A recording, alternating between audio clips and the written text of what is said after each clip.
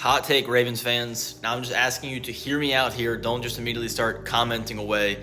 But the Max Crosby trade was an overpay.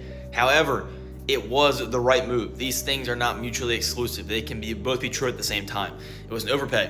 2 first-round picks for a 28-year-old edge rusher who probably has 2-3 good years left in it, maybe 4 if we're lucky, while also paying him premier top dollar. I want to say $28 million, then 30, and then 31 for 2 first-round picks, which for the Ravens, as much as you want to complain about, are usually pretty solid. I mean, Kyle Hamilton, Nate Wiggins, Lamar Jackson, even Zay Flowers, Tyler Linderbaum. Like, the Ravens have hit on first-round draft picks more than they have in the past 10 years since Eric DeCosta's took it over in 2018.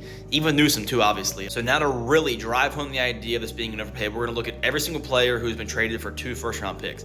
If you take away the quarterbacks, just forget the quarterbacks because it's a whole different ball game right there. If we look at just players that are not quarterbacks, Sauce Gardner, Micah Parsons, Laramie Tunsil, Jamal Adams, Khalil Mack, Jalen Ramsey, Ricky Williams. Obviously, it's getting older and older, but the majority of these end up being overpays in the long run because you see the guys like, oh, the 2 first-round picks they used turned into X, Y, Z, and then you look at guys that were on the team for 2 years or 3 years. So that is why I genuinely do believe it's an overpay. However, it is the right move. Now, this is not an oxymoron, I promise you, because the Ravens had to do this. They had to fill this hole. It has been years. It has been a decade. It has been draft pick after draft pick. Adiza Isaac, Tavius Robinson, David Ajabo, Adafe Owe, Jalen Ferguson, Tim Williams. You can keep going. It has never worked out for the Ravens in the past 10 years, even longer, honestly. So when you go to the drawing board finally and you look at how just awful and how long this problem's been, and you realize that you are holding onto a Hall of Fame quarterback, a generational talent. Lamar Jackson is the guy who can get it done any year, any season,